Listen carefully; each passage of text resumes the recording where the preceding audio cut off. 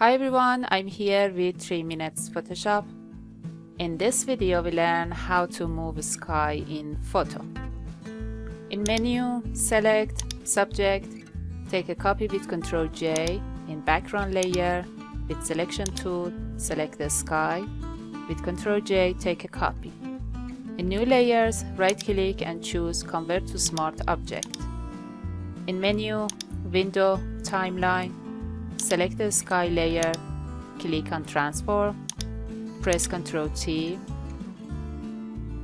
and right click, choose a skew, drag the move tool to the left, then double click on the picture, move the slider to the end, again Ctrl T, choose a skew, and this time drag the move tool to the right. Then choose render video.